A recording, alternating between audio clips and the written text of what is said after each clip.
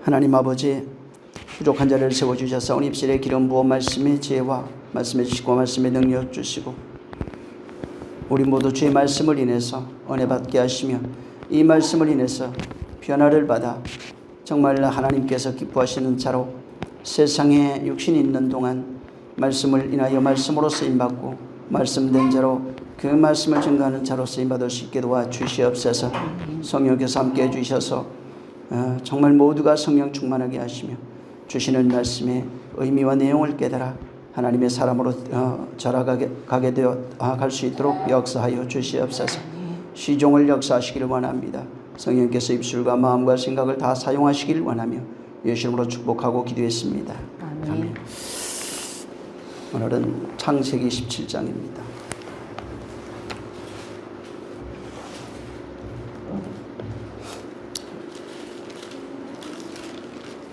(1절에서) 14절까지 읽습니다. 창세기 17장 1절에서 14절 시작. 아브라함의 99세 때에 여호와께서 아브라함에게 나타나서 그에게 이르시되 나는 전능한 하나님이라. 너는 내 앞에서 행하여 완전하라. 내가 내 언약을 나와 너 사이에 세워 너로 심히 번성케 하리라 하시니 아브라함이 엎드린데 하나님이 또 그에게 일러 가라사대 내가 너와 내 언약을 세우니 너는 열국의 아비가 될지라. 이제후로는 네 이름을 아브라함이라 하지 아니하고 아브라함이라 하리니 이는 내가 너로 열국의 아비가 되게 함이니라. 내가 너로 심히 번성케 하리니 나라들이 내게로 쫓아 일어나며 열왕이 내게로 쫓아나리라.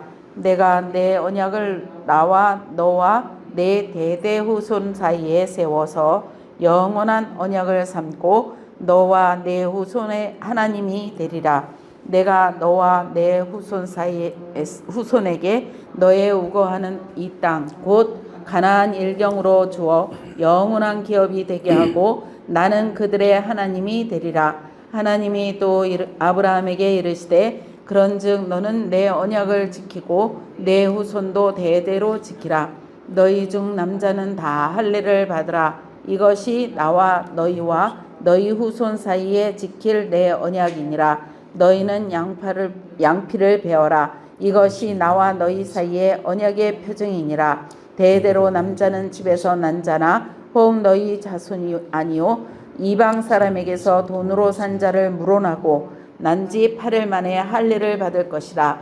너희 집에서 난 자든지 너희 돈으로 산 자든지 할례를 받아야 하리니 이는 내 언약이 너희 살에 있어 영원한 언약이 되려니와 할례를 받지 아니한 남자 곧 그 양피를 베지 아니한 자는 백성 중에서 끊어지리니 그가 내 언약을 배반하였음이니라. 아멘. 이 17장은 하갈이 부엘라 헤로이라고 하는 그 나를 감찰하시는 하나님의 우물, 또 말씀이 그 우물에서 설명되어지고 새겨졌다고 하는 그 사건이 있던 그 우물 사건 이후에 이스마엘을 낳게 됩니다. 그리고 이제 이스마엘을 낳은 이후에 15, 16, 17쪽에 보면은 잘 보면은 이 샘곁 우물 이 사건 이후에 이스마엘을 낳고 한 13년 정도가 하나님이 찾아온 적이 없어요. 그러니까 13년 동안 아무 말씀이 없다가 이제 17장 1절에 보면 아브라함이 99세에 이제 하나님이 나타나신 거예요. 그래서 아브라함이 99세 때 여호와가 아브라함에게 나타나서 언약을 말씀하세요. 두 가지를 얘기를 하는데 언약을 얘기하시면서 이제 할례 받으라 이렇게 말합니다. 이 지금 17장은 하나님의 언약이 얼마나 확실하고 또 정확한 것인지에 대해서 하나님께서 당신의 언약을 정명해 하시는 그런 내용들로 구성되어 있습니다. 그래서 당신의 언약이 정말 얼마나 확실한 것인지를 증명해 내기 위해서 사건이 일어나는데 아브라함에게 나타나서 아브라함에게 새 이름을 주십니다. 그러니까 아브라함이라 하라 이렇게 이제 그 새 이름을 주시고 그러면서 이제 동시에 뭘 하라고 하시냐면 할례 받으라 이렇게 얘기합니다. 그러니까 언약의 정표가 두 가지예요. 새 이름을 주시고 할례 받는 겁니다. 그리고 이제 이후에 17장 이제 하반절로 가면은 이삭이 출생할 것에 대한 이야기로 연결이 되어 있습니다. 자, 우리가 99세 했을 때 99세는 100이라고 하는 수에서 하나 모자란, 그러니까 완전수에서 하나가 모자란 숫자입니다. 그래서 이 99세 때 언약의 어떤 표징을 준 거예요. 100이 되기 전에 99세 때 언약의 표징이 이름이 바뀌는 겁니다. 새 이름이 주신 것이고 그 다음에 할례의식, 할례라고 하는 그 언약을 네가 해야 된다. 너와 나 사이에 이 할례를 통해서 영원한 언약이 될 것이다. 이런 이제 약속을 한 겁니다. 그리고 난 이후에 그러니까 99세의 언약이 주어지고 100세의 언약의 내용으로서 이삭을 주시는 이제 내용으로 연결이 되어 있는 겁니다. 자, 근데 여기 17장 지금 한번 1절을 한번 다시 한번 좀 읽어보세요. 자, 13년 이후에 나타나가지고 하신 얘기가 이거예요. 자, 시작. 아브라함이 99세 때에 여호와께서 아브라함에게 나타나서 그에게 이르시되 나는 전능한 하나님이라 너는 내 앞에서 행하여 완전하라. 자, 보세요. 13년 이후에 이스마엘을 낳고 13년 이후에 나타나가지고 아브라함에게 하는 얘기가 나는 뭐라고 그래요? 전능한 하나님이에요. 자, 하나님이 지금 여호와께서 나타나가지고 아브라함에게 하신 첫 말씀이 13년 이후에 한참 지나서 나는 전능한 하나님이에요. 근데 그 전까지 여기 16장까지 하나님이 알고 있던 하나님에 대해서 알고 있던 아브라함이 알고 있던 이름이 달라요.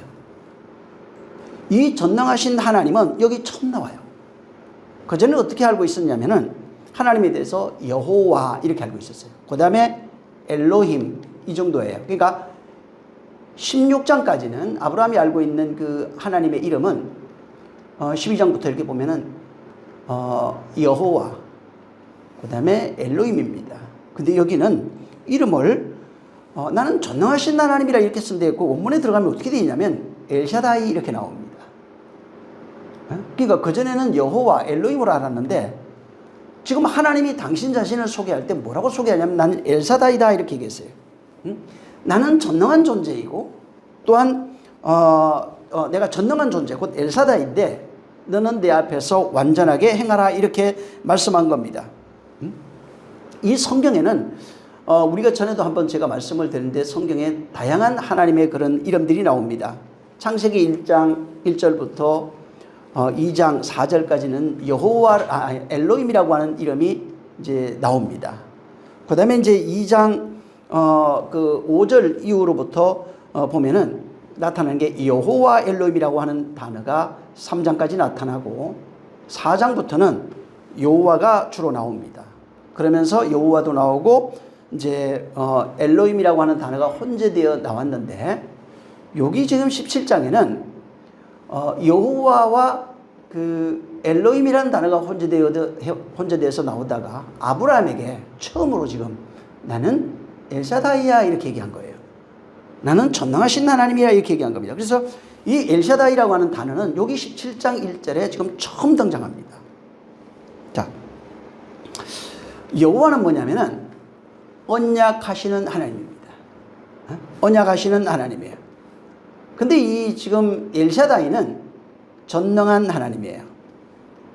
그러면 이 지금 하나님은 한 분이라고 그러잖아요. 한 분 맞습니다. 어떨 때는 언약하시는 여호와로 나타나고 어떨 때는 그 언약을 성취하시는 하나님으로 나타나요. 여기 지금 17장의 엘사다이는 당신이 언약하신 그 내용이 바로 실현되는 것을 아브라함에게 계명시켰어요. 경험시켰는데 이렇게 하나님의 언약이 반드시 성취되어 그에게 실현되는 하나님으로 나타날 때 전능하신 하나님 곧 엘사다이입니다. 우리가 지금 그 전능한 하나님이라고 할 때 신학적으로나 일반인들이 알고 있는 내용이 뭐냐면 전능하시다 할 때 그것은 못할 일이 없는 분, 그 다음에 모든 것을 할 수 있는 능치 못할 일이 없는 그런 분이라고 하는 분으로 이해하는 겁니다. 그래서 하나님은 전능하시다, 모든 것을 알고 모든 것을 할 수 있다 하는 그런 개념으로 우리가 전지전능하신 분이라 이렇게 말을 하고 있는 겁니다. 그래서 전지전능하다는 것은 어떤 것에서도 제한받지 아니하고 못할 일이 없고 무엇이든지 가능하신 그 하나님을 말하고 있는 겁니다. 문제는 자, 하나님이 이제 전능하신 하나님이에요. 하나님은 전지하신 하나님이에요. 자, 이거는 일반적으로 하나님에 대해서 우리가 잘 알고 있는 내용입니다. 근데 이 문제는 뭐냐면 여기에 하나님을 있는 그대로 전능하신 하나님, 전지하신 하나님으로 인정하고 그의 약속이 내 안에 이루어질 수 있도록 그의 약속이 내 안에 실현되는 것으로 그렇게 믿음으로 펼쳐져야 되는데 여기에서 문제가 되는 게 하나님은 전지전능합니다. 예수님이 전지전능해요. 자, 그러면 어떻게 되면 여기에 사심이 발동을 해요. 사심이 발동해가지고 거기에서 하나님은 나를 위하여 모든 것을 할 수 있어요. 내가 원하는 것을 다 해줄 수 있어요. 그분은 내가 하려고 하는 그 일에 능치 못할 일이 없는 분으로 그렇게 이해한다는 겁니다. 그래서 신은 전지전능한데 모든 신은 나를 중심으로 바로 운행되는 겁니다. 그래서 내 소원을 들어주시고 내가 필요한 것들을 가져다 주시고 언제든지 내가 필요할 때 어떤 어려움과 위경에 처했을 때 내가 그를 부를 때 그분이 나에게 응답하시는 분으로 이렇게 생각하고 있는 겁니다. 자, 우리가 알고 있는 일반 종교인들이 알고 있는 것은 전지전능하심이 오직 사역을 위해서 존재하고 있어요.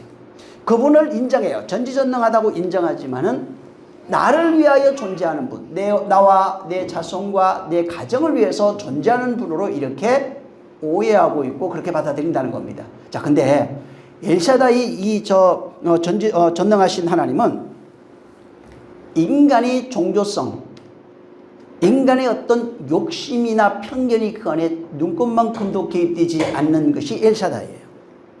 엘샤다이는 인간의 어떤 소망, 욕심이 거기에 들어가 있는 그런 내용으로서 전능하다 하는 것이 아닙니다. 엘샤다이는 뭐냐면 당신이 언약하시고 그 언약하신 내용을 반드시 완성하시는 하나님으로서 엘샤다이예요. 그러니까 엘샤다이 하면은 전능하시다. 이게 바로 그분이 한 약속을 반드시 이루어내신다는 겁니다.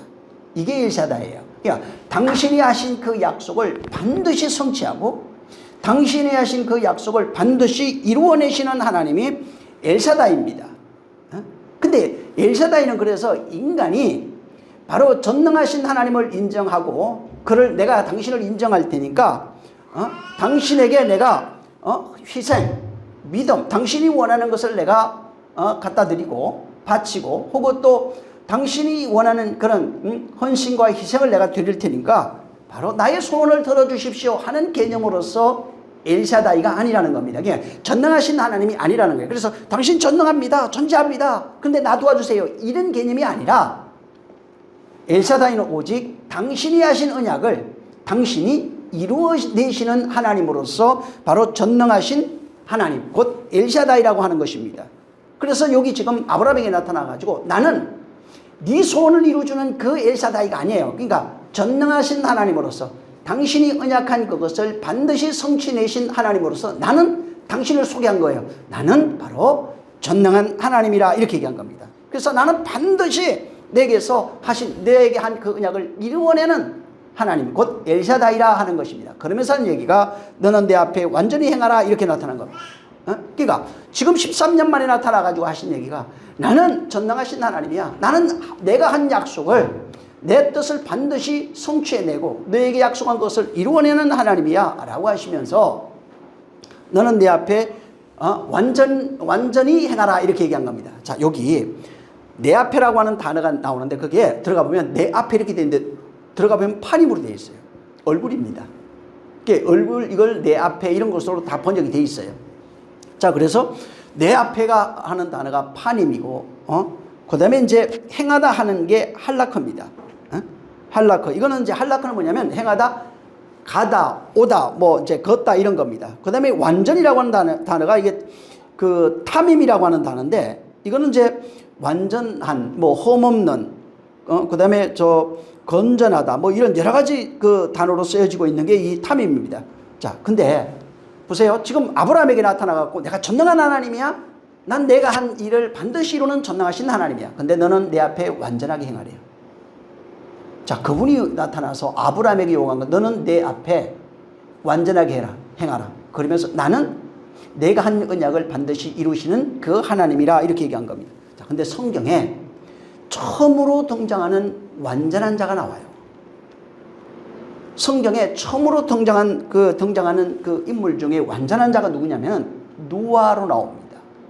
창세기에 그 6장 9절을 보면은 뭐라고 되어 있냐면 노아의 사적은 이러하니라 노아는 의인이요 당세의 완전한 자라 그가 하나님과 동행하였으며 이렇게 되어 있어요. 그러니까 노아를 자 아브라함 생각해 보세요. 아브라함에게 너는 완전한 자가 되라 이게 너희 완전히 행하라 이렇게 얘기했고 지금 성경에 보니까 완전하게 행했던 자가 하나 나오는데 노아로 나옵니다.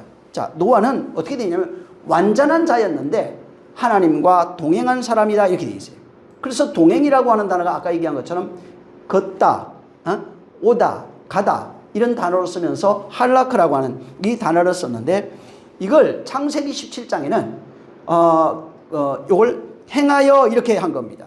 그러니까 아브라함은 동행하여 노아는 동행하여를 할라크로 썼고 이 아브라함한테는 바로 행하라 하는 단어로 번역해놨어요. 그쪽에는 바로 동행하다 이렇게 번역을 했고 여기는 행하다 이런 식으로 번역을 해놓은 겁니다. 그래서 하나님 보실 때 노아는 완전했는데 그가 동행하였으면 이 아브라함 여기 17장으로 설명은 어떻게 행하였으며 이렇게 된 거예요.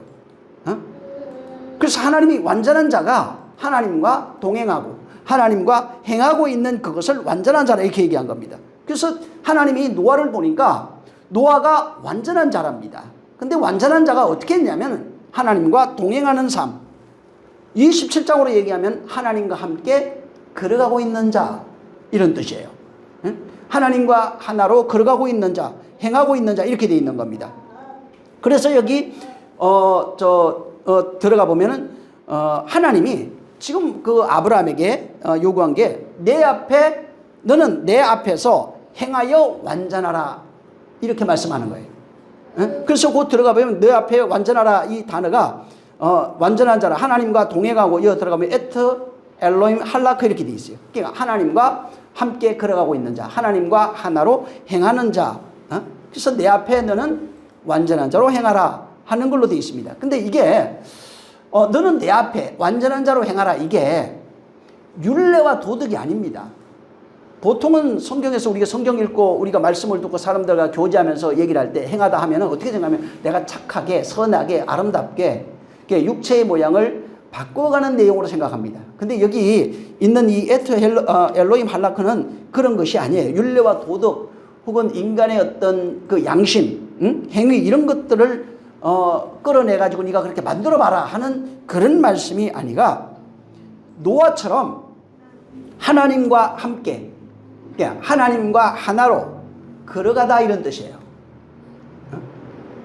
그러니까 이게 동행이고 이게 행하는 거예요. 그러니까 하나님과 하나로 하나님과 함께 걸어가는 것이 바로 내 앞에 완전하게 행하라. 내 앞에 완전하게 행하라 하는 말씀으로 주신 겁니다. 그래서 이 지금 내 앞에 완전하게 행하라. 바로 나와 함께 하나님과 함께 하나로 걸어가라 하는 말로 되어 있는 겁니다. 자, 근데 성경의 완전함에 대한 얘기가 그 예수님이 직접 한 얘기가 있어요. 마태복음 5장 48절에 보면은 그러므로 하늘에 계신 너희 아버지의 온전하심과 같이 너희도 온전하라 하는 말씀을 그 예수님이 하신 것이 있어요. 자, 근데 자, 완전 온전 이게 같이 썼는데 지금 예수님이 지금 하나님 아버지의 온전하심과 같이 너희도 온전하랍니다. 자, 근데 온전이 기준이 달라요. 우리는 온전 그러면 세상에서 어떤 무엇인가 아름답고 선하고 윤례와 도덕으로 생각하는데, 근데 여기는 온전의 기준이 그것이 아니고 아버지의 온전이에요. 그러니까 아버지의 온전하심과 같이 너희도 온전하라 이렇게 말씀하신 겁니다. 근데 거기 들어가면 아버지의 온전한 그 하나님이 온전하신과 같이 아버지의 온전인데 여기에 에이미 텔레이오스라고 하는 단어를 썼어요. 이제 에이미라고 하는 그 단어 자체는 이제 동사인데 현재형으로 되어 있습니다. 그리고 이제 그래서 보면은 너희가 온전하라 할 때 요 단어는 이거는 그 미래예요. 미래이면서 이제 중간태인데 이거는 뭐냐면 이걸 번역을 해보면은 하나님이 지금 온전하시니까 너희가 앞으로 온전하게 될 거야 이렇게 돼 있어요. 그러니까 이 지금 5장 그 48절이 하나님 하늘에 계신 너희 아버지의 온전하심과 같이 너희도 온전하라 이거를 이제 그냥 직역을 해보면은 어떻게 되냐면 하나님이 지금 온전하니까 너희가 앞으로 온전하게 될 거야 이렇게 돼 있다고요. 너희가 되라 이런 게 아니고 지금 하나님이 온전해.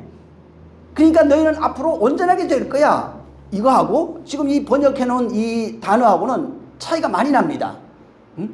이 지금 5장 그 48절에 있는 내용으로 그냥 우리가 받아버리면은 그냥 직역한 그 한글 성경에 있는 개역 개정이나 이런 데 있는 걸로 보면 어떻게 되냐면 내가 뭔가 하나님이 온전하니까 나도 온전하게 돼가지고 하나님 앞에 서야 돼 이런 개념으로 돼 있고, 지금 이 직역을 하면은 그게 아니라 하나님이 지금 온전하시다.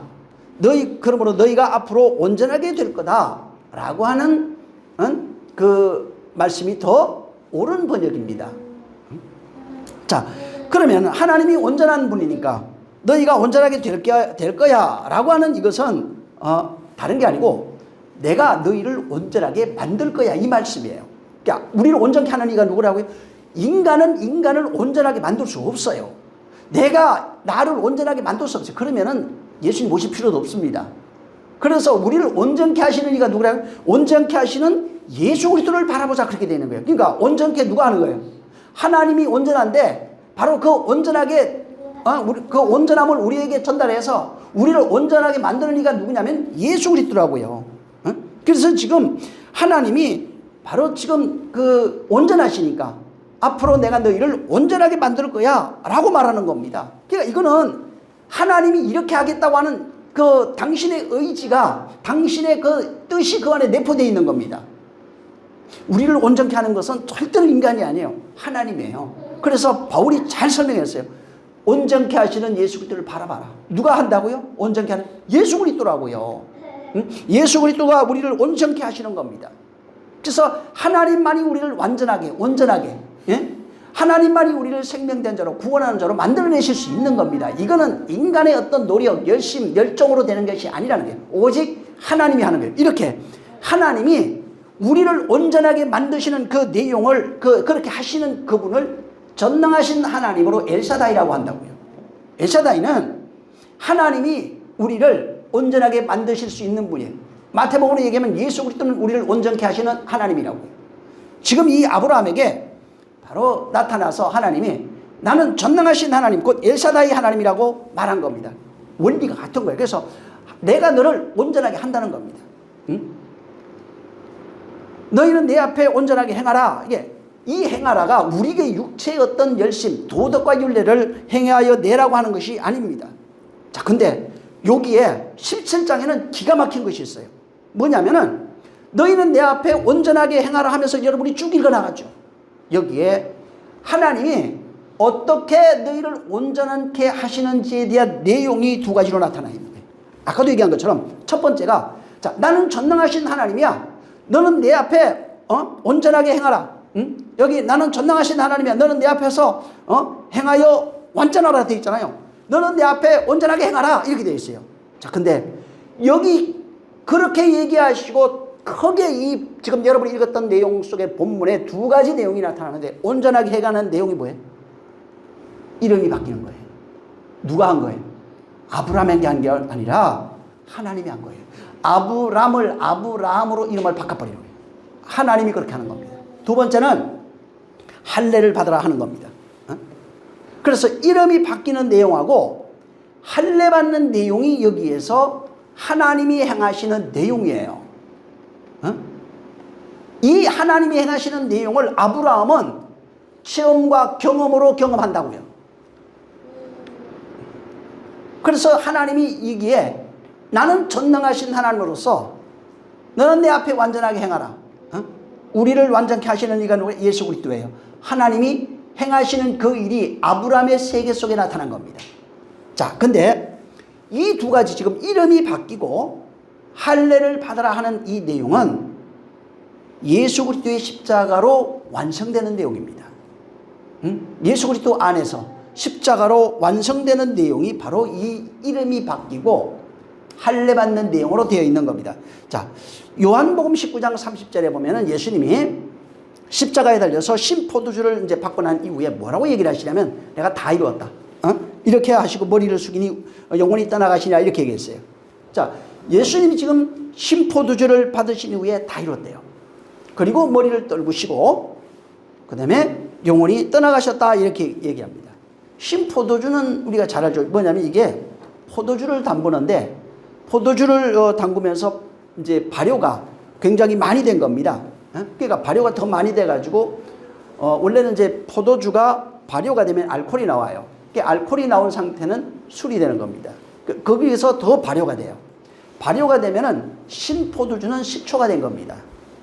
그래서 그 술에서 경계를 잘 이제 술 뭐 만드는 사람은 그런 경계를 잘 알죠. 이게 포도즙이 되는지 그 경계를 넘어서 굉장히 향기가 있고 이제 알코올이 잘 숙성이 된 그런 이제 술이 되는지 그걸 해가지고 이제 판매를 잘 하겠죠. 그 다음에 그걸 넘어가 버리면 이제 식초가 되는 겁니다. 그래서 이제 신포도주가 발효돼서 먹을 수 없는 그런 그 식초입니다. 그러니까 발효가 많이 됐어요. 근데 이 옛날에는 이걸 어디에 썼냐면은 진통제로 썼어요. 예수님 당시에 진통제가 너무 쉬어가지고 너무 쉬기 때문에 이제 아픔을 잊어요. 그래서 이게 지금 사형당하는 뭐 사람들, 당신은 사람을 뭐 십자가에 달아놓기도 하고 이런 게 많이 죽였다고요. 그래서 이제 그러다 보니까 신포도주를 이제 먹인 거예요. 그러니까 진통 효과가 있는 겁니다. 자, 근데 이제 예수님이 이전까지는 신포도주를 받지 않았어요. 먹지도 않았어요. 그러다가 이제 십자가에 바로 죽기 직전에 신포도주를 주니까 다른 데는 해융을 든 포도주가 있어요. 여기는 신포도주예요. 그것도 조금 내용이 다릅니다. 자, 근데 여기는 신포도주라고 해놨어요. 신포도주를 먹었는데 이때는 이것을 받고 이제 그 운명하신 겁니다. 자,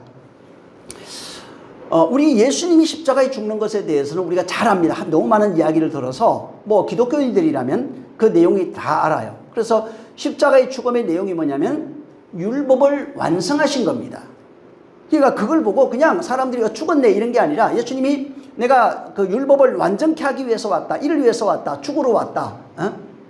그래서 예수님이 죽으면 바로 율법이 완전케 된 거라고 또 바울도 그렇게 정언한 겁니다. 자, 예수님이 지금 오셔서 그 십자가에서 죽음으로 율법이 완성된 것은 이게 뭐냐면 하나님의 언약이 완성된 거예요. 그의 죽음이 뭐예요? 아버지 뜻이에요. 십자가에 죽는 게 아버지 뜻이에요. 그러니까 하나님의 뜻이 완성된 내용으로서 보여지는 걸로 나타난 것은 십자가의 죽음인 것입니다. 그래서 십자가는 하나님이 작정하신 어떤 그 의도 중에서 모든 것이 하나님의 그 계획이 아들로 완성하신 내용이 완성으로 보여진 그것이 바로 십자가예요. 사람들 눈으로 볼 때는 사형도구예요. 사람이 거기서 피 흘려 죽는 겁니다. 근데 지금 하나님은 뭐냐면 하나님이 보시는 개념, 관점은 인간과 다르다고요. 하나님이 영원전에 계획하셨던 그 내용이 지금 완성되는 내용으로서, 완성되는 자리로서 거기에 십자가가 있는 겁니다. 그래서 거기는 인간이 볼 때는 죽음의 자리인데 하나님이 볼 때는 영광의 자리가 돼요. 하나님의 뜻의 성취가 되는 겁니다. 하나님의 완전이 되는 겁니다. 그래서 이 내용을 보고 이걸 영안으로 보고 깨달은 사람이 누구냐면 사도 바울입니다. 자, 사도 바울이 고린도전서 13장 1절부터 13절에 보면은 썼어요. 십자가, 예수 그리스도의 십자가에 대해서 뭐라고 얘기를 했냐면은 이것이 하나님의 우리에게 펼쳐내신 복음이고 그 내용은 사랑이다 이렇게 설명했어요. 십자가가 하나님의 사랑이에요. 십자가는 하나님의 사랑인데 복음의 완성입니다. 그래서 바울이 예수 그리스도의 죽음이라고 하는 게 하나님이 우리를 사랑하신 그 사랑이면서 그 다음에 그것은 복음이 완성되는 것이고 하나님께서 바로 그 십자가의 사랑으로서 우리를 구원하신다고 하는 그런 내용을 거기다가 증거해 놓은 겁니다. 그래서 고린도전서 13장 10절에 뭐라고 써놨냐면 거기에는 나중에 한번 쭉 읽어보시기 바랍니다.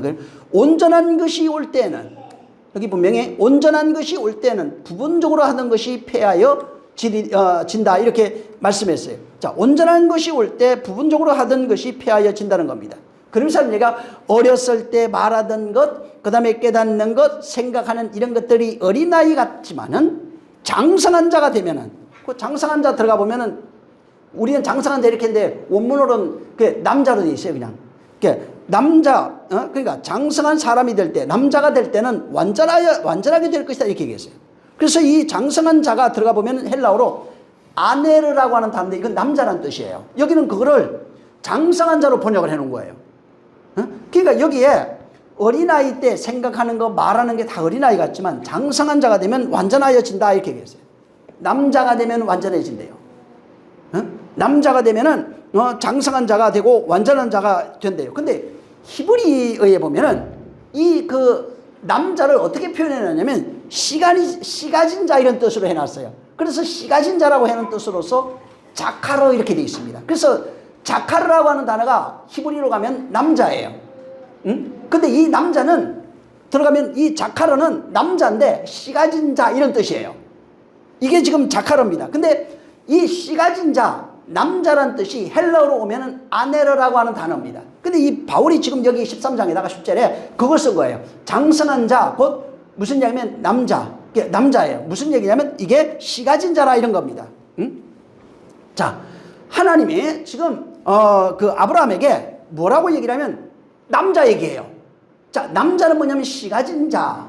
그 다음에 그를 남자, 자카로 혹은 헬라어로는 아네르입니다. 자, 이 아네르인데 그 남자에게 할례를 행하라 이렇게 얘기한 겁니다.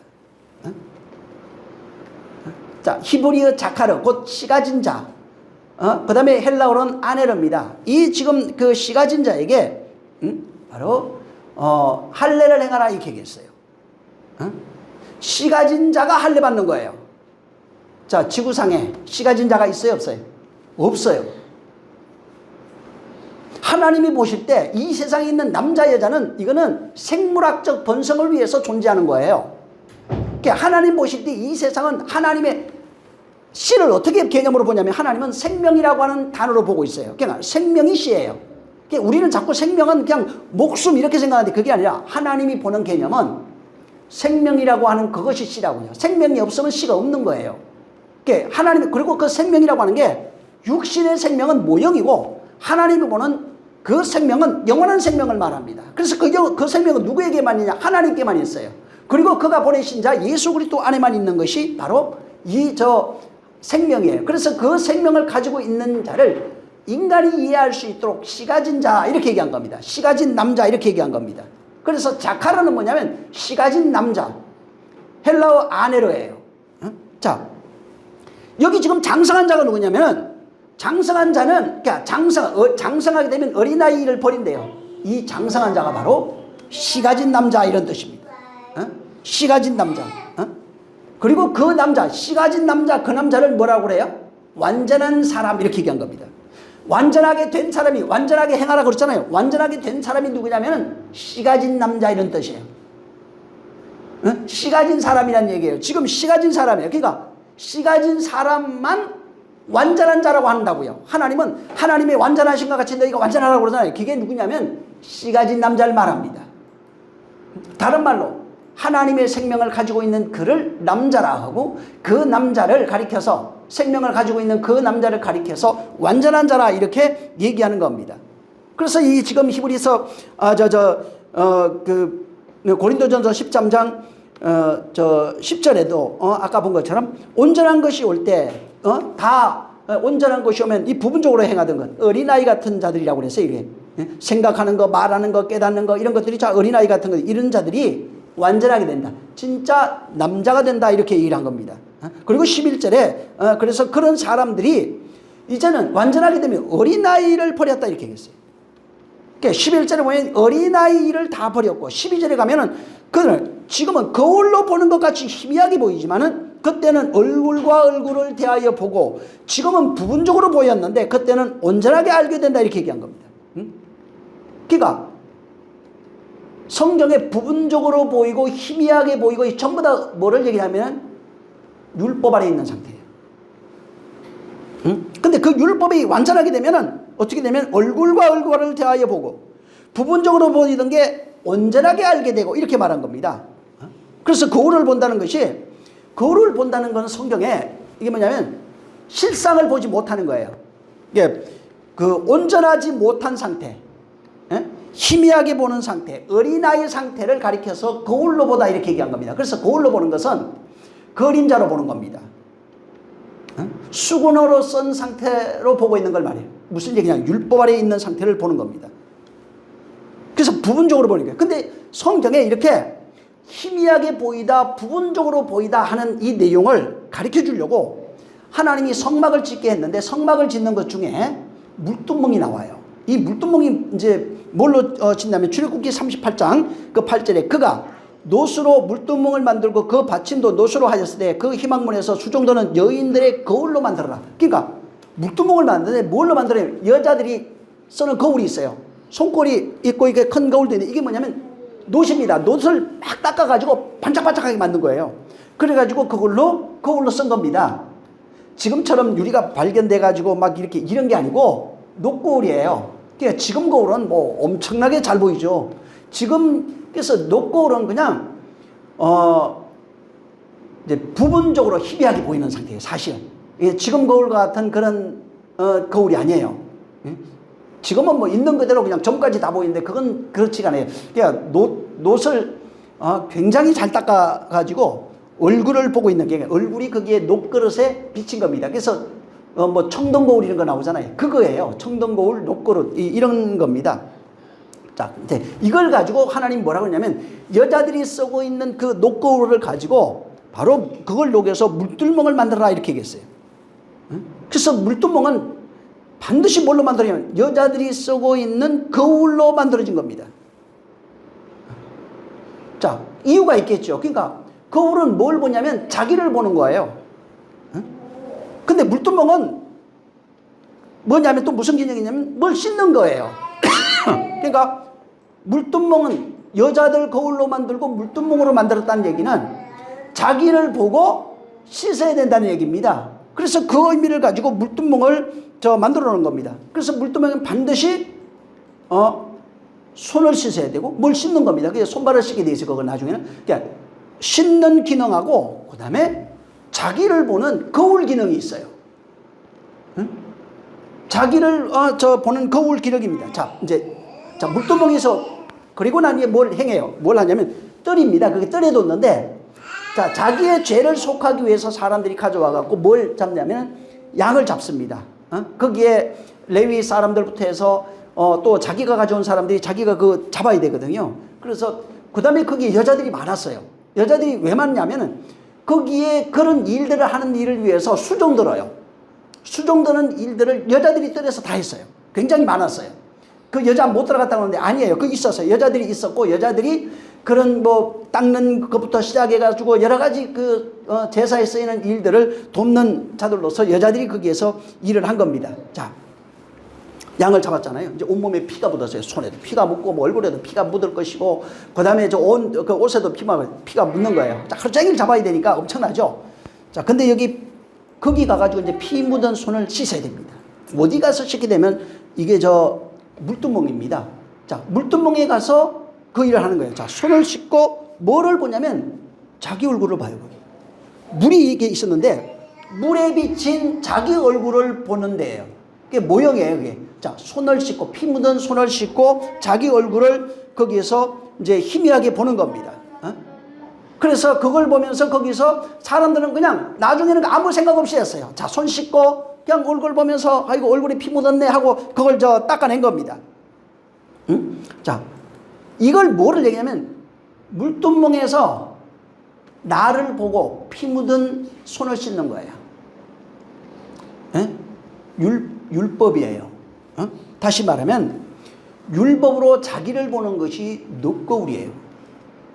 율법으로 손 씻는 것이 거기에서 피에 회개가 일어나는 것이 거기에요. 그래서 자기를 보고 회개하는 것이 바로 물두멍입니다.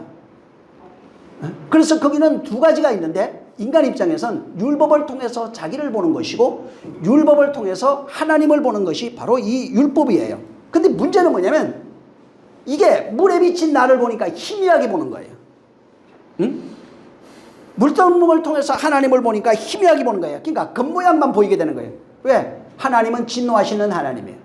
그래서 바울이 이걸 가져가 부분적으로 보이던 것이 온전하게 보이게 됐다는 거예요. 야, 거울로 보던 것이 어디서 봤어요? 물두멍에서 본 거예요. 물두멍에서 거울로 보던 것을 예수 그리스도 안에서 얼굴과 얼굴을 대하여 보는 거예요. 물두멍에서 희미하게 보던 것이 이제는 선명하게 보이는 거예요. 어린아이 같이 거기서 행하던 일들을 손 씻고 얼굴 보고 닦고 하던 게 어린아이 같이 행하던 일이 이제는 완전하게 돼버린 거예요. 그 내용을 가져버린 겁니다. 그래서 이 물두멍에서 이 물두멍 자체가 율법을 상징하고 그 다음에 여기에서 율법을 통해서 하나님에 대해서 아는 것도 모형과 그림자만 보여요. 나에 대해서 보는 것도 마찬가지입니다. 바로 율법에 비친 나를 보게 돼 있는 겁니다. 그래서 노고를 통해 가지고 하나님을 희미하게 봤어요. 노고를 통해서 자기의 행위만 본 거예요. 율법 아래서 벗어나 죄악으로 살아가고 있는 자기만 본 겁니다. 그래서 율법, 이 물두멍 곧 율법인데 율법을 통해서 나를 발견했는데 뭐만 발견해요? 죄악으로 살아갈 수밖에 없는 인생들, 죄악으로 죽을 수밖에 없는 인생들, 그걸 희미하게 봤다고요. 그러니까 보이는 것이 거기밖에 안 보여요. 깊은 내면을 볼 수 있는 것이 아니에요. 그래서 자, 근데 여기서 그걸 보고 뭘 해야 되냐면 손 씻어야 돼요. 피 묻은 손을 거기서 다 씻고 거기서 회개하는 겁니다. 그러니까 율법이 없으면 물두멍이 없으면 어떻게 돼요? 하나님을 몰라요. 자기의 본질, 죄악으로 살아갈 수밖에 없는 그 본질을 발견할 수 없는 겁니다.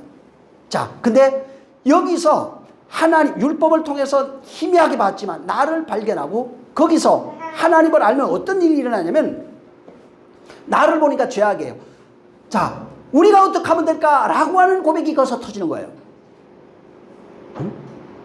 그래서 베드로가 뭐라고 하냐면 너희가 각각 회개하고 주 예수 이름으로 성령을 받아라 이게. 침례받고 성령, 그리하면 하나님이 성령을 너에게 선물로 줄 거야 그런 겁니다. 그래서 나가 어떤 존재인지 발견해야 돼요. 뜰에서는 예수의 죽는 걸 봐요. 그리고 그 죽음의 내용이 그 내용을 보니까 그가 우리를 위해서 죽은 걸 알고 내 모습을 발견한 모습은 바로 그가 내 죄를 담당하고 죽었다는 겁니다. 그냥 죄악으로 물들어 있는 나를 본 거예요. 예수님이 그 뜰에서 이 모든 것을 완성하신 거예요.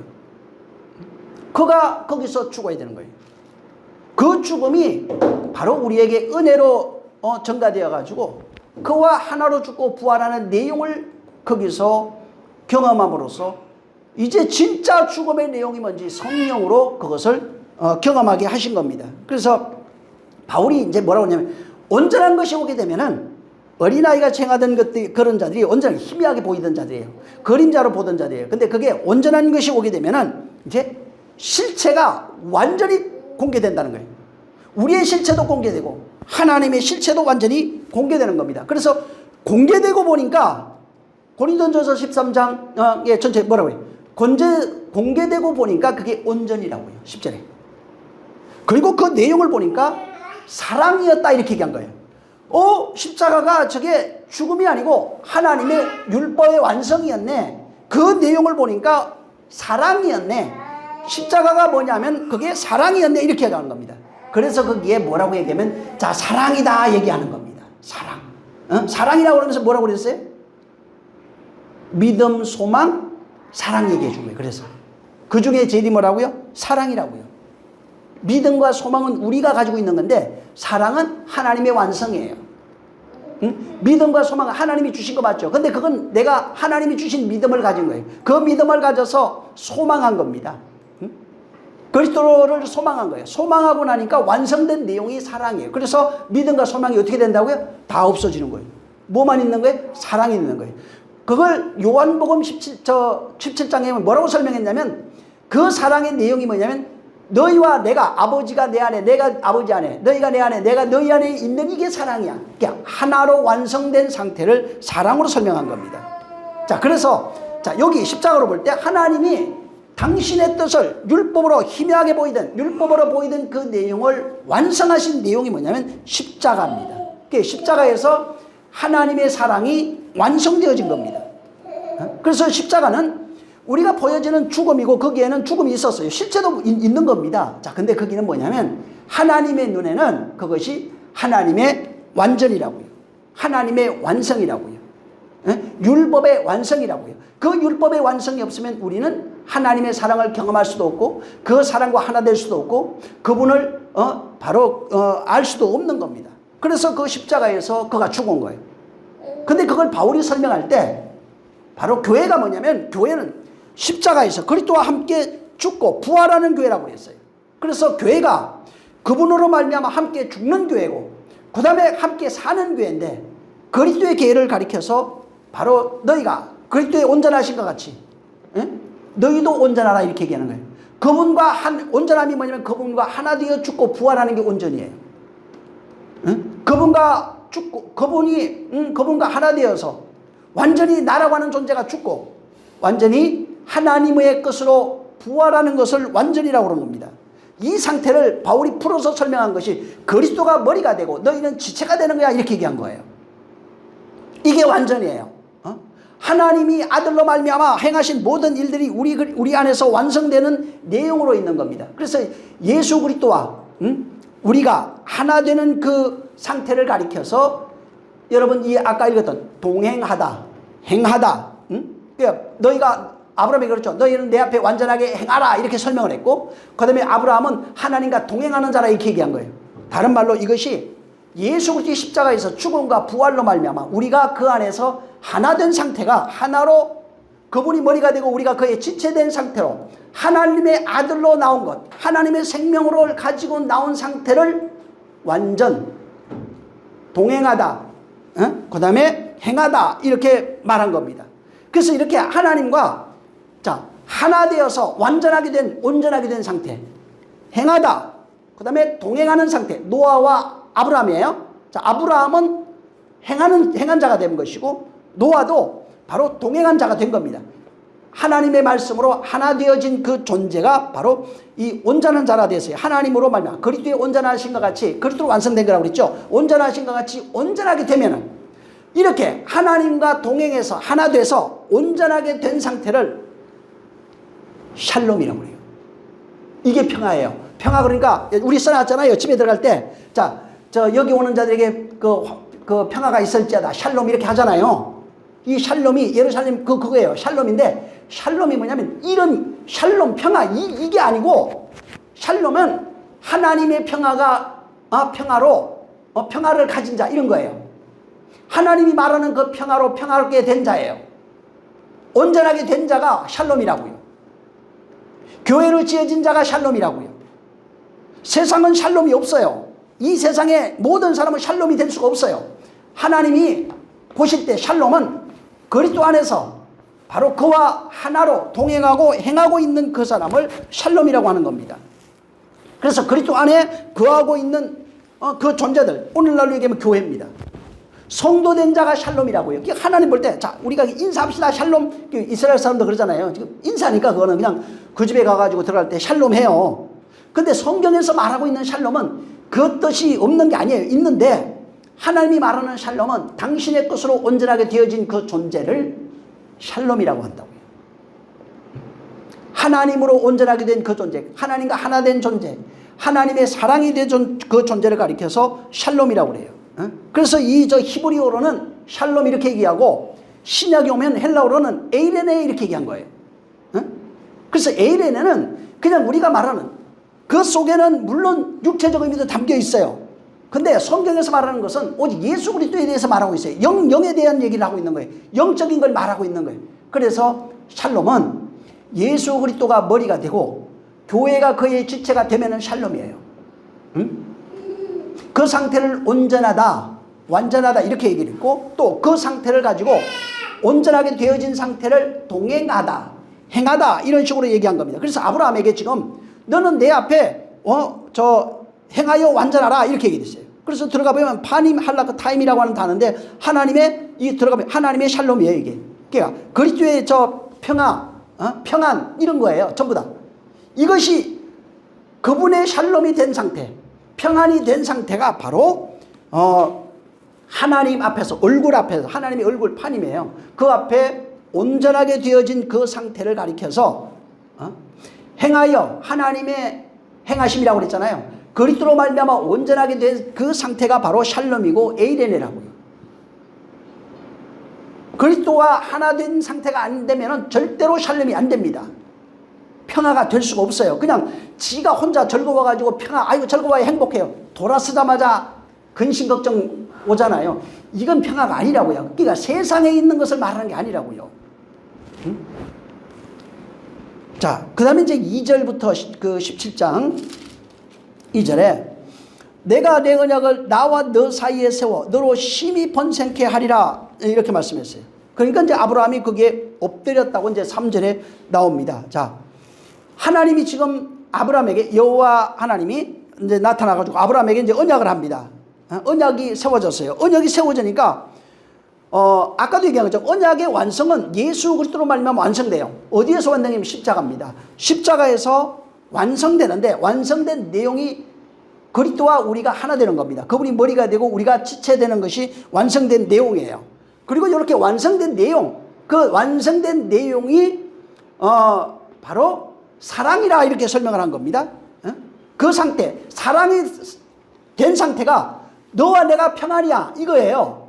평안이라고요. 그러니까 두려움에는 심판이 있다고 그러잖아요. 율법 아래 있으면 하나가 안 된 겁니다. 하나가 안 되니까 평안이 없어요. 뭐가 있어요? 두려움만인 거예요. 신과 신 앞에 있는 거예요. 이거는 저주예요. 근데 평안은 뭐냐면 얼굴과 얼굴을 대하여 보면서 하나님의 심판이 지나간 상태, 심판받지 않는 상태, 아들과 아버지가 보는 상태, 이 상태를 평안이라고 그래요. 영원히 심판이 없는 상태. 그러니까 평안은 그리스도가 머리가 되고 우리가 지체된 상태, 이 상태가 되면 하나님의 심판이 없어요. 구원이라고 그래요. 영생이라고 그래요. 영혼이라고 그래요. 생명이라. 이 상태를 샬롬하는 거라고요. 그러니까 평안이구나. 근데 보통은 성경에 보면 어떻게 되면 율법 아래 있는 자 하나님 앞에 있으면 저주받습니다. 심판받아요. 저주받아요. 죽습니다. 자, 근데 여기는 평안이라고요. 너희가 내 앞에 있어도 영혼이 죽지 아니하고 앞에 있어도 영혼이 사랑이고 기쁨이에요. 이게 샬롬이에요. 자, 그래서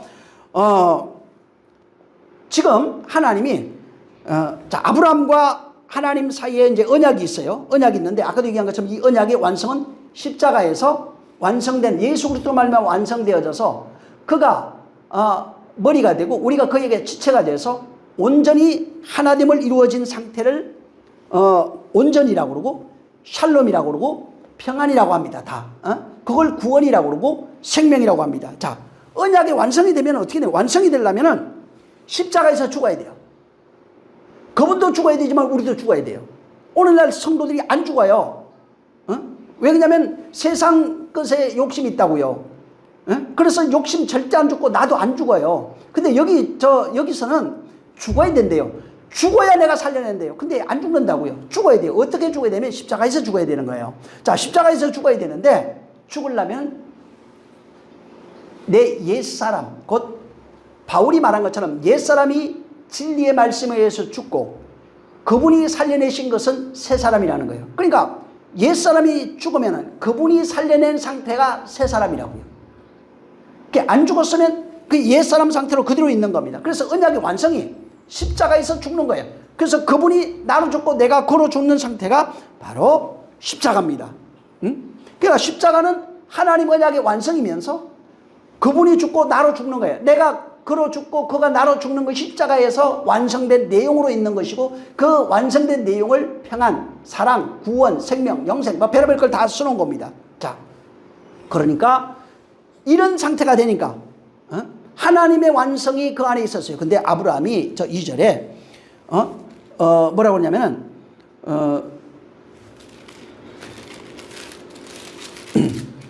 자, 내가 너와 내 사이에 언약을 세운다.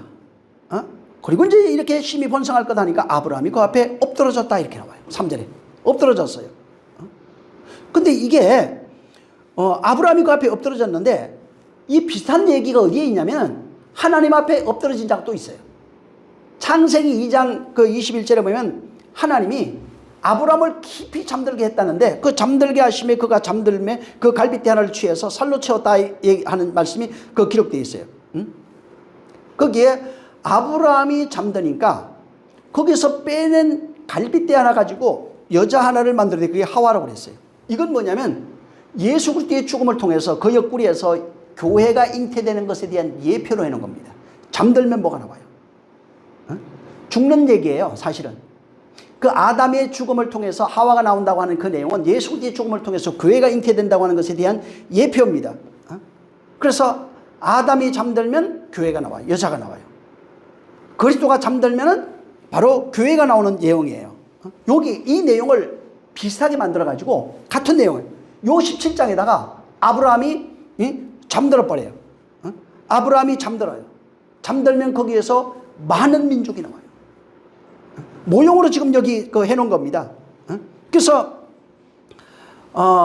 여기에 아브라함이 그에게 나타나서 언약을 했어요. 언약을 하고 나니까 언약은 바로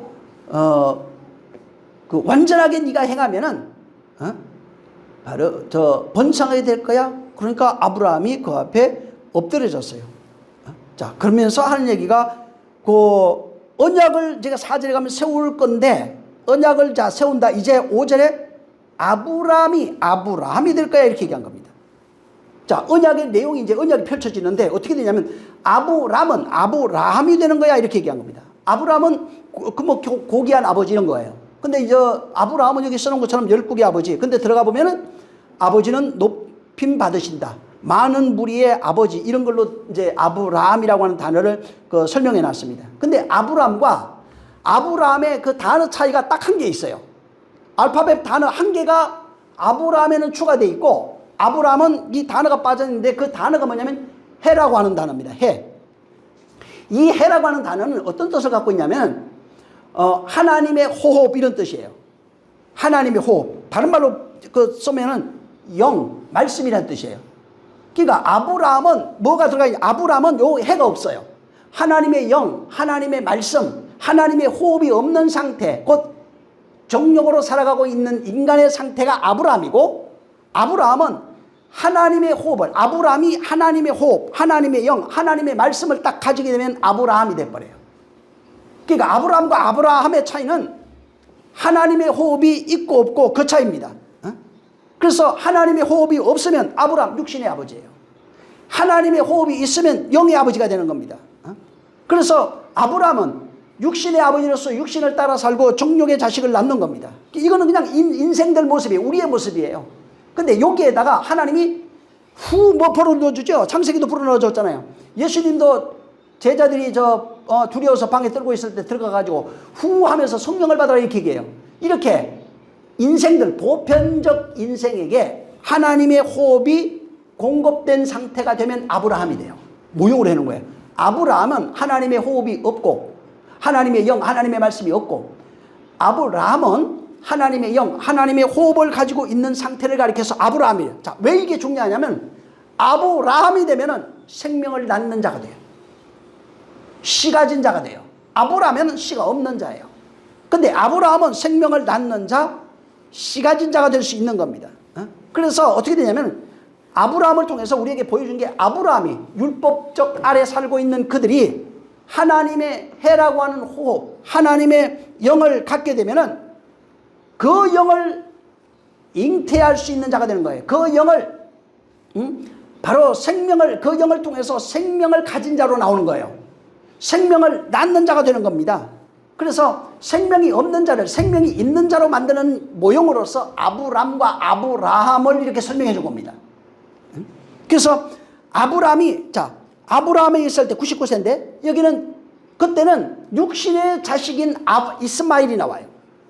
그러다가 이름이 개명됩니다. 이제 이 아브라함에서 아브라함이 되니까 뭐를 낳냐면 100세 때 이삭을 낳는데 그 이삭을 약속의 자녀라 이렇게 얘기했어요. 그러니까 이제부터는 아브라함에서 하나님의 호흡이 없는 자, 신약으로 얘기하면 하나님의 성령이 없는 자예요. 하나님의 생명이 없는 자예요. 근데 여기에 우리가 하나님의 생명을 딱 가지면 생명을 잉태한 자, 생명을 낳을 수 있는 자가 되어버렸다고요. 이게 아브라함의 상태라고요. 그러니까 그 사람만 생각하지 말고 우리예요. 그래서 그 상태가 되는 겁니다. 그러면 어떻게 되냐면 100세가 되면은 아들이 나온다고요. 우리가 그 말씀을 하나님의 호흡을 가지고 어떻게 되면 옛사람이 죽고 새사람이 된다고요. 이 모형을 이런 식으로 설명해 놓은 겁니다. 자, 그리고 10절을 한번 보시면은 너희 중 남자, 이제 여기 앞에는 이름을 바꿔줬는데 너희 중 남자는 다 할례 받으라 이렇게 얘기했어요. 그리고 이제 11절에 너희는 표피를 베어라 이렇게 해놓은 겁니다. 자, 하나님 언약의 징표가 뭐냐면 할례예요. 할례 받아야 된다는 겁니다. 그러니까 처음에는 이름을 바꿔주고 그 다음에 이제 할례 받아야 되는 겁니다. 근데 여기 뭐라고 되어 있냐면 보세요. 아브라함 하나만 하면 되는데 그렇게 얘기 안 했어요. 할례를 받아야 되는데 아브라함도 받아야 되고 그 집안에 있는 모든 남자가 다 받아야 돼요. 이방인이든 뭐 상관없어요. 돈으로 사왔든 뭐 상관없어요. 여기 있는 모든 사람이 할례 받으라 이렇게 얘기한 겁니다. 할례 뜻이 뭐냐면 잘라내다. 그래서 여기 11절에 표피를 자르라 이렇게 얘기했어요. 근데 그 단어에 들어가면 우리는 표피 이렇게 한다는데 그게 아니고 들어가면은 이제 포라고 하는 단어가 있어요. 이 단어가 오르라입니다. 이 오르라는 양피, 표피, 할례받지 않음 이런 거예요. 이게 이제 포라고 하는 단어로 오르라입니다. 피는 바사르 이렇게 돼 있어요. 이 바사르는 우리가 그냥 많이 듣던 얘기예요. 이거는 뭐냐면 살, 뭐 그다음에 육체 이런 겁니다. 그래서 이 지금 그 오르라 이거는 포 할 때 오르라는 할례받지 않은 상태를 설명하고 있어요. 할례받지 않은 상태예요. 내적으로 보면은 할례받지 않고 율법 아래에서 왕 노릇하고 있는 상태, 신 노릇하고 있는 상태, 그 다음에 높아진 상태, 신이 없이도 스스로 살아가고 있는 그런 상태를 이 포라고 그래요. 이 오르라입니다. 자, 근데 이게 잘려지는 거예요. 무슨 얘기냐면 포는 이 표피를 자르라 할 때 이거는 인간의 높아진 인간의 상태를 잘라내는 겁니다. 옛사람이 죽음이란 뜻이. 표피를 자르는 거는 옛사람으로 살고 있는 그를 죽는다는 겁니다. 그래서 이 오르라가 그 인간의 상태를 죽이는 거예요. 그러니까 인간의 존재적 상태가 그런 상태라고요. 율법 아래에서 왕노릇, 신노릇하고 있는 거, 높아져 있는 그런 상태가 이 지금 표예요. 그러니까 할례받지 않은 상태예요. 그러니까 율법의 상태를 말하고 있는 게 그게 잘라져야 된다고요. 그리고 피는 바사라, 그러니까 살, 육체입니다. 그래서 인간의 높아진 상태인데 요거하고 이제 반대되는 게 있는데 인간의 그런 높아진 상태, 신이 된 상태, 왕이 된 상태, 다른 말로 인간의 옛사람의 상태예요. 마음의 상태, 육신의 상태가 그렇게 높아져서 하나님 앞에 높아져 스스로 신으로 살고 있는 상태가 이 지금 할례받지 않은 상태라고요. 이거를 잘라내는 겁니다. 그래서 이걸 잘라냈다는 것은 옛사람이 죽었다 이거예요. 종족의 사람이 죽었다는 겁니다. 그래서 구약에 이걸 이제 설명을 했는데 예레미야 4장 4절 이하에 설명을 했어요. 이거를. 자, 너희가 육체에 표피를 자르잖아요. 할례 받는데 자르는데 원래는 이 뜻이 아니야 이렇게 얘기를 해요. 육신의 할례라고 하는 것은 너희가 육신의 표피만 잘라야 되는 것이 아니고 그건 뭐냐면 원래는 마음의 할례를 행하는 거야 이렇게 얘기한 거예요. 그래서 예레미야 4장 4절에 너희가 스스로 할례를 행하여 너희 마음 가죽을 베고 나 여호와께 속하라. 자, 어떻게 하라고요? 여호와께 속하는 방법이 마음의 할례 받으라고요. 육신의 할례를 통해서 옛사람이 죽어야 된다고 하는 것을, 옛사람이 죽어야 여호와께 속한다고 하는 것을 말하고 있는 겁니다. 그러니까 단순히 육신의 할례만 하라는 얘기가 아닙니다. 그걸 통해서 육신의 할례의 의미를 깨달으라고요. 의미가 뭐라고요? 마음의 할례 받는 거. 마음에 할례 받으면 어떻게 된다는 거예요? 너희가 내게 속한다 이렇게 얘기를 해놓은 겁니다. 응? 그래서 여기에 유다인이든 예루살렘 주민이든 그 집에 거하는 사람이든 상관없어요. 그래서 너희가 전부 다, 그래서 예레미야 4장에 유다인이든 예루살렘 주민이든 상관없다. 너희가 스스로 할례를 행해야 한다 이렇게 얘기했어요. 응? 그러니까 너희 마음이 어떠한지 좀 살펴봐라. 너희 마음이 하나님 없이 스스로 신이 돼서 왕이 돼서 높아져 가지고 선악 먹은 상태로 선악을 판단하면서 스스로 살아가고 있는 그 옛사람의 상태를 보라는 겁니다. 그리고 보고 나면 그걸 죽어야 되네. 그때 비로소 마음의 할례가 되는 거예요. 이제부터 나 스스로 사는 것이 아니라 하나님으로 살려고 하는 그때 마음의 할례가 시작된다고요. 응? 그래서 신약에 오면 이거를 바울이 옛사람이 죽어야 된다. 옛사람이 뭐예요? 하나님 앞에 높아져 할례 받지 않은 상태, 스스로 신으로 살고 있는 상태예요. 이게 죽어야 된다. 어떻게 죽는다는 거예요? 내가 같이 죽어줄게. 십자가에서 내가 같이 죽을 거야. 어떻게 죽는다고요? 진리로 죽을 거야. 응? 아버지의 뜻으로 죽을 거야. 그러면 네가 나와 하나로 죽으면 내가 너를 반드시 살려내는 거예요. 이게 마음의 할례예요. 그러니까 마음의 할례는 옛사람이 죽고 새사람 되는 게 마음의 할례입니다. 근데 옛사람이 안 죽어요. 그럼 마음의 할례를 받을 수가 없는 겁니다. 그래서 하나님이 행하는 그 할례는 육적 할례가 아니고 마음의 할례다. 할례 행해야 돼요. 지금 아브라함이 얘기했잖아요. 할례를 행해라. 네 집에 있는 사람이든 뭐 외국인이든 종이든 상관없어. 남자는 다 해야 돼. 남자가 뭐예요? 율법을 씨로 갖고 있는 자들. 옛사람이에요. 옛사람. 인생들을 말해요. 응?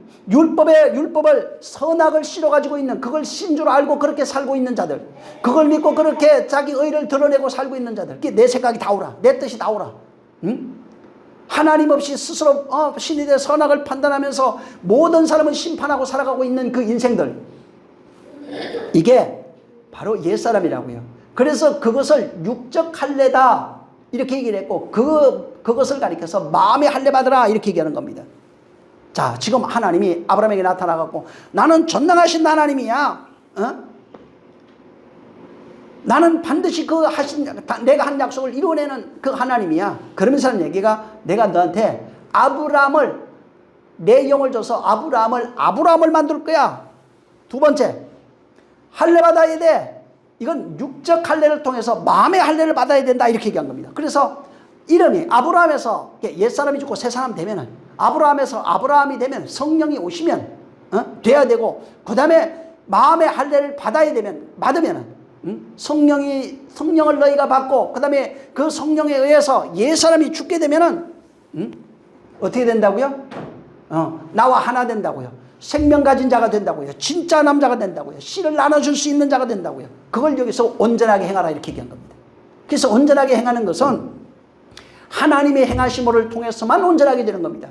온전하게 되는 내용이 뭐냐면 바로 우리를 예수 그리스도의 십자가에서 죽고 부활함으로써 우리에게 성령을 보내줘서 하나님의 영, 하나님의 말씀, 그 영을 보내줘서 그 영으로 말미암아 옛사람이 죽고 다시 사는 경험을 통해서 우리를 하나님과 하나 되는 자로 만든다고요.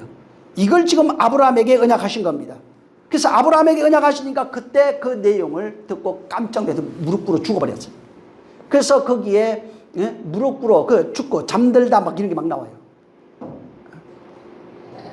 정말 하나님께서 우리에게 하시고자 하시는 그 일들이 지금 아브라함에게서 이미 보여주신 겁니다. 내가 너를 어떻게 한다고요? 아브라함을 만들어 줄 거야. 내가 할 거야. 난 전능하신 하나님이야. 아브라함에게 나타나서 한 얘기가, 내가 너를 아브라함을, 육적 사람인 아브라함, 이 땅의 사람인 우리예요. 이거를 하나님의 아들 된 자로 아브라함으로 만들어 줄게. 어떻게 만드냐면 하나님의 영을 줘서 만들 거야. 그 다음에 하나님의 영이 오시면 어떻게 된다고요? 할례를 행하게 될 거다. 육적 할례가 아니고 마음의 할례를 받게 될 것이다. 마음의 할례는 뭐냐면 옛사람이 죽고 새사람 되는 거야. 그러면 너와 내가 하나가 될 것이고 생명 가진 자가 되고, 그 다음에 그 생명 가진 자로서 영생하는 자가 될 거야. 그걸 아들이라 할 거야. 그리고 그 내용은 사랑이야, 영생이야, 평안이다, 샬롬이다 얘기하는 겁니다. 그래서 샬롬도 지금까지 생각했던 그 샬롬을 좀 벗어나서 더 깊이 들어가서, 샬롬은 온전하게 된 상태구나, 영혼의 상태구나, 그 다음에 하나님 앞에 영원히 심판받지 않는 상태, 이게 샬롬이라고요. 샬롬 하세요. 진짜 인사가 이렇게 돼야 돼요. 샬롬이에요. 이렇게 해야 된다고요. 그냥 입술로서 안녕하세요 하는 그 단어가 아니고 하나님 앞에 샬롬이 되냐고요. 하나님 앞에 너 샬롬 맞냐고요. 우리 하나님 앞에 샬롬이 됩시다 하는 게 샬롬이에요. 이 샬롬이 안 되면 심판밖에 없는 거예요. 그래서 하나님이 언약하신 그 내용, 지금 그 내용이 아브라함에게 통해서 언약하셨고 그 내용은 아브라함만 경험되어지는 것이 아니라 아브라함이 뭐라고 그랬어요? 나의 때를 보고 즐거워했다고 그러잖아요. 그 때가 뭐예요? 거기가 죽고 부활해서 완성되는 때입니다. 그걸 어떻게 알았어요? 우리로 경험되어졌다고요. 이미 우리가 우리 안에서 하나님이 행하시는 걸 아브라함에게 해왔던 그 일들이 우리 안에서 다 경험되어진 거예요. 우리가 성령을 받았고 성령으로 마음의 할례 받는, 마음의 할례가 뭐예요? 옛사람 죽는 게 마음의 할례예요. 마음의 할례 받읍시다. 그래서 양심이 온전히, 이거 아니라고요. 성령 받아서 옛사람이 죽는 게 마음의 할례예요. 그래서 새사람 죽고, 옛사람 죽고 새사람 돼야 마음의 할례 받은 거예요. 끊임없이 마음의 할례 받아서 하나님의 아들 된 자로 정말 그렇게 살아가시기를 예수님으로 축원합니다. 이것은 인간이 하는 게 아니에요. 하나님이, 당신이 아브라함에게 내가 이렇게 할 거야 라고 하는 것을 말씀하신 것이고, 아브라함은 우리예요. 나한테 지금 하는 얘기라고. 정말 모두가 하나님 앞에서 온전하게 된 자, 아버지의 온전한 시까지 너희가 온전하라. 내가 너희를 온전케 할 거야. 내가 너희를 그렇게 만들어낼 거야. 이러한 약속이 성취되시기를 예수님으로 축원합니다. 자, 기도하겠습니다. 기도할 때 하나님 정말 예수 그리스도로 말미암아 우리 안에서 하시려고 하는 그 일들이 조속히 우리 안에서 이루어지게 해달라고. 그저 내가 그냥 알아서 하나님 앞에 왔으니까 알아서 마음대로 해주세요. 나는 관심도 없고 그러면 안 됩니다. 그러면은 만들어질 수가 없어요. 성령이 하시는, 그래서 성령을 제한하지 말고 거역하지 말고 회방하지 말고 무시하지 말고 이렇게 말씀했잖아요. 왜? 그분이 우리 안에서 일하셔야 돼요. 그게 일하지 않으면 어떻게 된다고요? 성령을 해방하면 심판이라고요. 그러니까 하나님의 만드심이 없으면 그냥 율법 아래서 심판인 거예요. 그 얘기한 겁니다. 주여, 정말 하나님의 뜻이 아브라함에게 약속하신 우리를 온전케 하시겠다고 하신 그 내용이 우리 안에 이루어지게, 나와 내 자식들, 내 자손들, 후손들에게 이루어지게 해달라고, 내가 이 땅에 있는 동안에 완성되게 해달라고 기도하겠습니다. 조신 하나님 감사합니다. 하나님의 행하심이 우리의 인생과 역사 속에 나타나게 도와 주시옵소서. 그러므로 하나님이 아브라함에게 약속하신 것처럼 너를 이제는 아브라함이라 할 것이다. 내 영을 주어 이제는 하나님의 아들 만드는 그 일, 예수 그리스도라 할 것이다 하는 말씀이 이루어지게 하시고, 이는 성령으로 말미암아 우리 안에 옛사람이 할례받는 내용으로 되어 있사오니 진실로 하나님의 말씀에 의해서 옛사람이 죽고 새사람 됨으로써 온전한 자요 하나님 앞에 사랑하시는 자요 샬롬된 자가 되게 하여 주시옵소서. 성령이 함께 하시기를 원하며 예수 이름으로 축복하고 기도했습니다. 아멘. 하늘에 계신 우리 아버지여, 이름이 거룩히 여김을 받으시오며 나라에 임하옵시며 뜻이 하늘에서 이룬 것 같이 땅에서도 이루어지리이다. 오늘날 우리에게 일용할 양식을 주옵시고 우리가 우리에게 죄진 자를 사하여 준 것 같이 우리 죄를 사하여 주옵시고 우리를 시험에 들게 하지 마옵시고 다만 악에서 구하옵소서. 나라와 권세와 영광이 아버지께 영원히 있옵나이다. 아멘. 감사하신 주여, 영광 받게 하시고 우리 하나님 함께 하시는 거룩한 역사가 정말 하나님의 온전하신 가지고 온전하게 되어지는 그런 자들이 되게 하여 주시옵소서. 하나님께서 그렇게 하시겠다 하셨사오니 일이 이루어지게 도와 주시옵소서. 자, 우리 모든 영광 하나님께 드립니다. 수고 많이 하셨습니다.